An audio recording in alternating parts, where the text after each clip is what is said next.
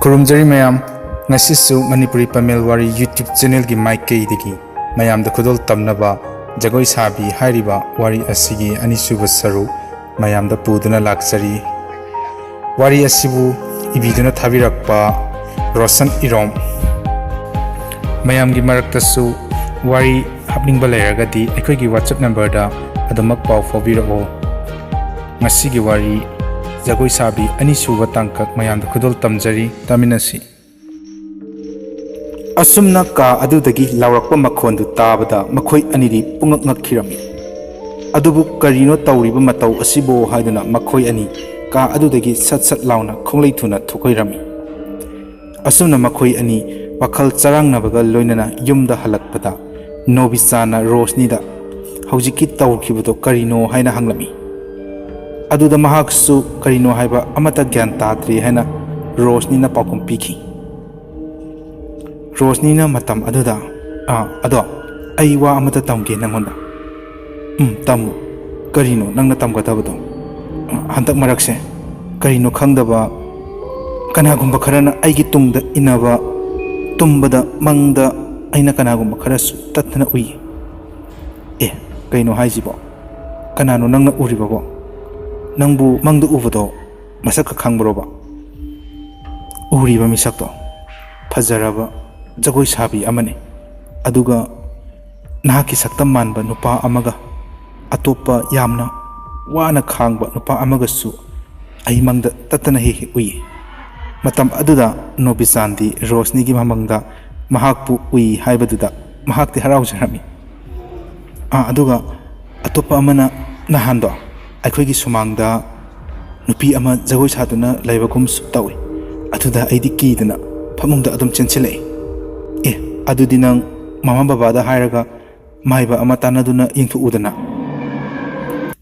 ꯑꯩꯈꯣꯏ ꯕꯕꯥꯗꯤꯅꯦ ꯂꯥꯏ ꯇꯤꯟ ꯌꯦꯡꯕꯁꯦ ꯀꯌా ꯄꯥꯝꯗꯦ, ꯌꯦꯡꯁꯦ ꯍꯥꯏꯔꯕꯁꯨ ꯋꯥꯊꯤ ꯇꯧꯋꯦꯅ ꯍꯦꯛꯇ ꯍꯥꯏꯔꯛꯏ꯫ ꯑꯗꯨꯅ ꯒ꯭ꯌꯥꯟꯒ ꯑꯃꯠꯇ ꯇꯥꯗ꯭ꯔꯦ ꯇꯧꯔꯤꯁꯦ꯫ ꯑꯁꯨꯝꯅ ꯃꯈꯣꯏ ꯑꯅꯤ ꯋꯥꯔꯤ ꯁꯥꯟꯅꯔꯕ ꯃꯇꯨꯡ ꯃꯌꯨꯝꯗ ꯍꯜꯂꯛꯈꯤꯔꯝꯃꯤ꯫ ꯑꯁꯨꯝꯅ ꯌꯨꯝꯗ ꯌꯧꯔꯛꯂꯕ ꯃꯇꯨꯡ ꯅꯣꯕꯤꯆꯥꯟ ꯃꯥꯒꯤ ꯐꯃꯨꯡꯗ ꯂꯣꯡꯅ ꯍꯤꯞꯇꯨꯅ ꯋꯥꯈꯜ ꯇꯧꯏ꯫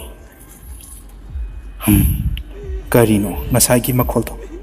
ꯑꯃꯨꯛꯇꯁꯨ ꯇꯥꯈꯤꯗ꯭ꯔꯤ꯫ ꯑꯁꯨꯝꯅ ꯋꯥꯈꯜ ꯇꯧꯔꯤꯉꯩ ꯅꯣꯕꯤꯆꯥꯟꯒꯤ ꯃꯃꯥꯅ ꯆꯥꯛ ꯆꯥꯔꯁꯤ ꯂꯥꯛꯑꯣ, ꯆꯥꯛ ꯂꯣꯏꯔꯦ ꯍꯥꯏꯗꯨꯅ ꯍꯥꯏꯔꯛꯈꯤ꯫ ꯃꯇꯝ ꯑꯗꯨꯗ ꯅꯣꯕꯤꯆꯥꯟꯅ ꯍꯣꯏ ꯂꯥꯛꯑꯒꯦ ꯍꯥꯏꯗꯨꯅ ꯆꯠꯈꯤ꯫ ꯃꯃꯥꯒ ꯃꯕꯥꯅꯤ ꯆꯥꯛ ꯆꯥꯊꯣꯛꯂꯤ꯫ ꯆꯥꯛ ꯆꯥꯕ ꯂꯣꯏꯔꯦ, ꯃꯈꯨꯠ ꯃꯁꯥ ꯍꯥꯝꯗꯣꯛꯂꯤ꯫ ꯑꯗꯨꯒ ꯅꯣꯕꯤꯆꯥꯟꯅ ꯃꯃꯥꯗ ꯏꯃꯥ, ꯑꯩ ꯑꯁ꯭ꯋꯥꯏꯕꯣꯛꯇ ꯗꯨꯀꯥꯟꯗ ꯍꯩ ꯈꯔ ꯂꯩꯔꯨꯒꯦ꯫ ꯍꯣꯏ ꯂꯩꯔꯨꯔꯣ, ꯀꯨꯏꯔꯛꯀꯅꯨꯀꯣ ꯏꯕꯨꯡꯉꯣ꯫ ꯅꯣꯡꯁꯨ ꯊꯤꯜꯂꯤ ꯊꯤꯜꯂꯤ ꯆꯨꯏ꯫ ꯌꯥꯝꯅꯁꯨ ꯊꯦꯡꯕ ꯅꯠꯇ꯭ꯔꯤ ꯃꯇꯝꯗꯣ꯫ ꯅꯨꯃꯤꯗꯥꯡꯒꯤ ꯄꯨꯡ 9ꯃꯨꯛ ꯇꯥꯔꯕ ꯃꯇꯝꯅꯤ꯫ ꯑꯁꯨꯝꯅ ꯅꯣꯕꯤꯆꯥꯟꯅ ꯗꯨꯀꯥꯟꯗ ꯊꯣꯔꯛꯄꯗ ꯃꯈꯣꯏꯒꯤ ꯈꯨꯟꯒꯤ ꯂꯝꯕꯤ 3 ꯐꯥꯡꯕ ꯃꯄꯥ ꯑꯗꯨ ꯌꯧꯔꯛꯇꯧꯔꯦ꯫ ꯃꯃꯤ ꯁꯥꯃꯤ ꯅꯣꯕꯤꯆꯥꯟꯅ ꯂꯝꯕꯤꯗꯨꯒꯤ ꯆꯤꯗꯥꯏꯗ ꯀꯅꯥꯒꯨꯝꯕꯤ ꯅꯨꯄꯤ ꯑꯃꯅ ꯂꯦꯞꯇꯨꯅ ꯂꯩꯕꯒꯨꯝ ꯎꯈꯤ꯫ ꯑꯁꯨꯝꯅ ꯃꯍꯥꯛꯅ ꯃꯨꯟꯅ ꯌꯦꯡꯁꯤꯜꯂꯤ꯫ ꯑꯗꯨꯕꯨ ꯅꯨꯄꯤ ꯑꯗꯨꯗꯤ ꯖꯒꯣꯏ ꯁꯥꯗꯨꯅ ꯂꯩꯕꯗꯣ ꯍꯧꯖꯤꯛꯇꯤ ꯃꯌꯦꯛ ꯁꯦꯡꯅ ꯎꯈꯤ꯫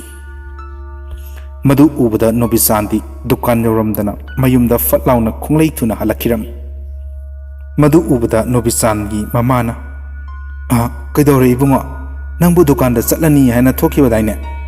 ꯑꯗꯨꯒ ꯍꯥꯊꯨ ꯍꯥꯊꯨ ꯂꯥꯎꯅ ꯍꯜꯂꯛꯏꯁꯤꯕꯨ ꯀꯩꯗꯧꯔꯒꯦ ꯅꯪꯕꯣ?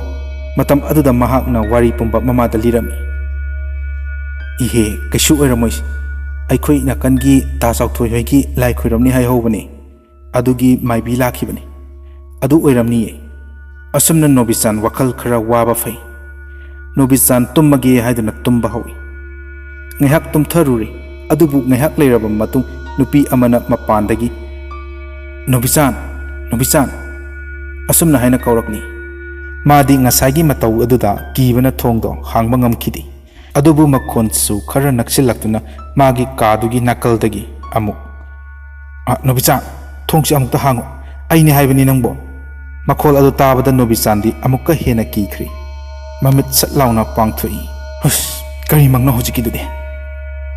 ꯑꯁꯨꯝꯅ ꯍꯥꯏꯅ ꯃꯥꯅ ꯃꯥꯒꯤ ꯋꯥꯈꯜꯗ ꯃꯨꯔꯨꯝ ꯃꯨꯔꯨꯝ ꯁꯣꯜꯂꯝꯃꯤ꯫ ꯅꯣꯕꯤꯆꯥꯟꯅ ꯃꯥꯒꯤ ꯐꯣꯟ ꯑꯗꯣ ꯂꯧꯊꯣꯛꯇꯨꯅ ꯌꯦꯡꯕꯗ ꯄꯨꯡ 3:30ꯃꯨꯛ ꯇꯥꯔꯝꯃꯤ꯫ ꯅꯣꯡ ꯉꯥꯜꯂꯝꯒꯗꯧꯔꯤ꯫ ꯅꯣꯕꯤꯆꯥꯟꯗꯤ ꯇꯨꯝꯕ ꯌꯥꯗꯔꯤ꯫ ꯑꯁꯨꯝꯅ ꯅꯣꯡꯉꯥꯟꯕ ꯉꯥꯏꯗꯨꯅ wari lairik ama paiduna leiri. Nong ngali. Novisan mamai mamit tathokpa loiraduna sumang matunda mora ama thaduna wakhal tauri. Asumna wakhal tauringaida khanghaudana mamanaba ama phone tauri. Hello, bye. Kai lerage? Bye Novisan. Handak lakadawriba tarik 15 da akhoi mayam ama picnic sa tauri. Nupi nupa pulap pule. Ado bye nang yaudaba yadabani ko. Rosni hoiso paw amukta phaubi ku. Yam nungaiba paw ni ne adudi ta. Hoi, adudi ai kona amuk paw phawrage ko. Asumna haina phone do thamnakhi. Asumna matam khara hawkhri. Tarik 15 yoksilakhi. Mamanaba mayam nupa nupi pulap punna picnic chatnabagi damak sem sanari. Makhoi pulap gari da kakhatuna yamna lappa chingya amada lakhirami. Asum lakpana chingya gi mafam do yorakhi. Gari dagi potsai mayam chana thaknaba mayam do amamam ta oina lauthanari. Mayam changdana khara amana chak ising thogli. Khara amana atai atopa thabak khara taunari. Maraksida Novisana Rosni da lo na yengjai. Phongdok padi ngamjadi. Yengjaba natana mahak Rosni da wahi amata fawba haiba ngamkhidi. Chak loiri. Mayam pulap chak chanaba mathang sangsinari. Chak chaba loiri. Makhoi mayam ngaihak pothanaba matung jaga adugi fajaraba mafam kaya yengli. Novisana Rosni da. Rosni, amukta ngaikhu. Wa amata haige. Kari wano. Kaisu natida. Mafamse fajabra haige tawbanida. Asi huwani kaina. Phari ai asomda fajaba mafam khara yengukiye ko. Asomna Rosnina chingya dugi mongsong ama tamna changa ami.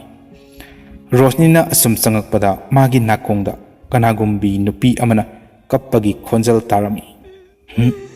Karomdano makhol aside. Nupi gi khonjal ne. Kanabu oiraba jano. Matam aduda mahakna uri nupi ama phammaga kappaga laibado. Rosnina changchinduna kanano nangbu haina hangbada karisu haidana nupi ado fuklauna haugatuna chingdugi khara sukpa jagada asum changkiram. Aduda Rosnina matung adu inaduna laami. Phanadi sange mana inara ibado. Makhoigi mamanaba mayamgi makholsu takhidri.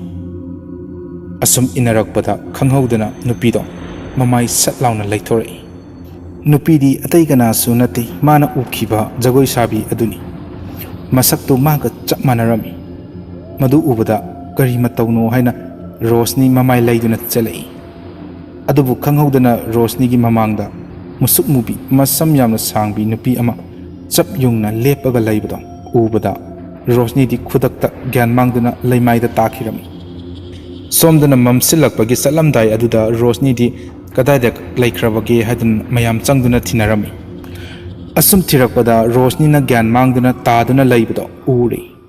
Mayam changduna Rosni bu thangatuna gari da hapkali. Mayam ngaihak irang langna Rosni bu gyan tana ba laknari. Adubu Rosni di maya ado karak chiktuna sida leire haduna khudombina thinduna lairi. Maduda Novichana Tauriba matau adu makhoina ngamaroi maiba ama tanarasi haiduna yum tana purakhi. Madu ubada Rosni gi mama mapana kaidawri mayam haiduna ipa pakatuna chenthoknarai. Maduda wari singdo lirami. Rosni gi mama na Novichanda ibungo nang amukta chalo. Thangnaba khunchida yamna heiba maiba homenjit koba ama laibani. Maiba do amukta thuna kauraga lao. Novichan magi gari do sat intoi aduga maiba do kauba chatuna Maibaduga punna amuk lai. Maiba homenjit Rosni hoigi yum yorai. Aduga maiba aduna hailai khara lango kendan ahunga pura u haina hairami. Somdana Rosni di khudombi aduna thinduna. Tu sida leire. Amuksu kapi amuksu noi. Mataudu ubada lai thaja khidraba Rosni gi mapadi ingangakli. Maiba homenjit na lai gi pochai sing adu puthokduna Konthong lom da thokduna thadok lui. Lai khurambal loiraba matung Rosni di khara fabagum tawrami. Adubu masado warabagi tumthakirami. Rosni gi mama babana oza maiba chagi subu kamaina tawribano. ꯃꯍꯥꯛꯀꯤꯁꯦ ꯈꯔ ꯂꯨꯔꯦ ꯉꯁꯤꯗꯤ ꯊꯦꯡꯉꯤ ꯍꯌꯦꯡ ꯑꯃꯨꯛ ꯑꯩ ꯂꯥꯛꯑꯒ ꯋꯥꯔꯤ ꯁꯥꯟꯅꯔꯁꯤ ꯑꯗꯨꯒ ꯃꯥꯒꯤ ꯂꯥꯏ ꯑꯣꯛꯅꯐꯝꯗꯨꯗꯁꯨ ꯍꯩ ꯂꯩ ꯈꯔ ꯀꯠꯊꯣꯛꯎꯗꯕ ꯌꯥꯔꯔꯣꯏ ꯑꯁꯨꯝꯅ ꯍꯥꯏꯔꯝꯂꯒ ꯃꯥꯏꯕ ꯍꯣꯃꯦꯟꯖꯤꯠꯇꯣ ꯆꯠꯈꯤꯔꯝꯃꯤ ꯔꯣꯁꯅꯤꯒꯤ ꯃꯃꯥꯅ ꯅꯣꯕꯤꯆꯥꯟ ꯅꯈꯣꯏꯁꯨ ꯊꯦꯡꯉꯦ ꯌꯨꯝꯗ ꯍꯟꯅꯔꯣ ꯍꯌꯦꯡꯅꯦ ꯍꯦꯛ ꯂꯥꯛꯑꯣ ꯑꯗꯨꯒ ꯏꯆꯥꯁꯦ ꯈꯔ ꯅꯈꯣꯏ ꯃꯌꯥꯝꯅ ꯑꯃꯨꯛꯇ ꯌꯦꯡꯕꯤꯌꯨ ꯍꯣꯏ ꯏꯃꯥ ꯑꯗꯣ ꯑꯩ ꯍꯌꯦꯡ ꯑꯃꯨꯛ ꯂꯥꯛꯑꯒꯦ ꯑꯁꯨꯝꯅ ꯍꯥꯏꯗꯨꯅ ꯅꯣꯕꯤꯆꯥꯟꯁꯨ ꯆꯠꯈꯤꯔꯝꯃꯤ ꯅꯨꯃꯤꯗꯥꯡꯒꯤ ꯃꯇꯝ ꯌꯧꯔꯛꯂꯤ ꯔꯣꯁꯅꯤꯒꯤ ꯃꯃꯥ ꯕꯕꯥꯗꯤ ꯃꯆꯥꯅ ꯑꯁꯨꯝꯅ ꯑꯃꯨꯛꯇ ꯇꯧꯗꯕ ꯑꯗꯨꯗ ꯋꯥꯈꯜꯗꯣ ꯌꯥꯝꯅ ꯅꯨꯡꯉꯥꯏꯈꯤꯔꯝꯗꯦ ꯅꯣꯡꯉꯥꯜꯂꯦ ꯅꯣꯕꯤꯆꯥꯟꯅ ꯃꯥꯒꯤ ꯐꯣꯟꯗꯣ ꯂꯧꯈꯠꯇꯨꯅ ꯐꯣꯟ ꯇꯧꯏ ꯍꯜꯂꯣ ꯍꯜꯂꯣ ꯏꯇꯥꯎ ꯏꯇꯥꯎ ꯁ꯭ꯔꯤꯅꯤꯋꯥꯁ ꯅꯠꯇ꯭ꯔꯣ ꯃꯥꯅꯦ ꯀꯩ ꯂꯩꯔꯦ ꯀꯨꯏꯔꯦꯍꯦ ꯄꯥꯎ ꯐꯥꯎꯅꯗꯕ ꯀꯩꯁꯨ ꯂꯩꯇꯦꯗ ꯍꯌꯦꯡꯗꯣ ꯑꯅꯥꯕ ꯑꯃꯨꯛꯇ ꯍꯪꯃꯤꯟꯅꯔꯨꯁꯦ ꯍꯥꯏꯅ ꯑꯩ ꯅꯉꯣꯟꯗ ꯀꯣꯜꯁꯦ ꯇꯧꯔꯛꯄꯅꯤ ꯑꯦ ꯀꯅꯥꯅꯣ ꯀꯅꯥ ꯅꯥꯔꯒꯦ ꯍꯧꯖꯤꯛ ꯍꯥꯏꯕꯗꯅꯦ ꯅꯪꯅ ꯈꯪꯉꯔꯣꯏ ꯍꯌꯦꯡ ꯆꯠꯂꯨꯔꯁꯦ ꯑꯩ ꯐꯣꯟ ꯊꯝꯃꯦꯀꯣ ꯚꯥꯏ ꯑꯁꯨꯝꯅ ꯍꯥꯏꯔꯝꯃꯤ ꯍꯣꯏ ꯍꯣꯏ ꯐꯔꯦ ꯐꯔꯦ ꯑꯗꯨꯗꯤ ꯍꯌꯦꯡ ꯎꯅꯔꯁꯦ ꯑꯁꯨꯝꯅ ꯅꯨꯃꯤꯠꯇꯣ ꯍꯧꯈ꯭ꯔꯦ ꯁ꯭ꯔꯤꯅꯤꯋꯥꯁ ꯑꯃꯗꯤ ꯅꯣꯕꯤꯆꯥꯟ ꯃꯈꯣꯏ ꯑꯅꯤ ꯔꯣꯁꯅꯤ ꯍꯣꯏꯒꯤ ꯁꯨꯃꯥꯡꯗ ꯌꯧꯔꯛꯈꯤ ꯈꯪꯍꯧꯗꯦ ꯐꯃꯨꯡꯗ ꯇꯨꯝꯗꯨꯅ ꯂꯩꯔꯤꯕ ꯔꯣꯁꯅꯤ ꯐꯨꯛ ꯂꯥꯎꯅ ꯍꯧꯒꯠꯇꯨꯅ ꯁꯨꯃꯥꯡꯂꯣꯝꯗ ꯆꯦꯟꯊꯣꯔꯛꯇꯨꯅ ꯁ꯭ꯔꯤꯅꯤꯋꯥꯁꯇ ꯀꯣꯟꯗꯨꯅ ꯗꯥ ꯅꯨꯡꯁꯥꯕ ꯅꯪ ꯑꯩꯕꯨ ꯑꯁꯨꯛ ꯀꯨꯏꯅ ꯊꯥꯗꯣꯛꯂꯤꯕ ꯀꯔꯤꯒꯤꯅꯣ ꯍꯥꯏꯔꯛꯂꯤꯕ ꯑꯃꯗꯤ ꯇꯧꯔꯛꯂꯤꯕ ꯃꯇꯧꯗꯨ ꯎꯕꯗ ꯁ꯭ꯔꯤꯅꯤꯋꯥꯁꯇꯤ ꯏꯉꯛ ꯉꯛꯑꯝꯃꯤ ꯁꯣꯝꯗꯅ ꯅꯣꯕꯤꯆꯥꯟꯅ ꯈꯟꯖꯩ ꯃꯥꯒꯤ ꯋꯥꯈꯜꯗ ꯀꯩꯅꯣ ꯔꯣꯁꯅꯤꯁꯦ ꯑꯩꯈꯣꯏ ꯏꯇꯥꯎ ꯁ꯭ꯔꯤꯅꯤꯋꯥꯁꯀ ꯑꯗꯨꯒ ꯃꯥꯅ ꯀꯔꯤꯒꯤꯅꯣ ꯗꯥ ꯅꯨꯡꯁꯥꯕ ꯍꯥꯏꯔꯤꯕꯁꯤꯅ ꯑꯁꯨꯝ ꯍꯥꯏꯅ ꯅꯣꯕꯤꯆꯥꯟ ꯋꯥꯈꯜ ꯆꯔꯥꯡꯅꯕꯒ ꯂꯣꯏꯅꯅ ꯈꯟꯖꯩ ꯁ꯭ꯔꯤꯅꯤꯋꯥꯁ ꯑꯇꯩ ꯀꯅꯥꯁꯨ ꯅꯠꯇꯦ ꯅꯣꯡꯁꯥꯕꯒ ꯃꯁꯛ ꯆꯞ ꯃꯥꯟꯅꯕ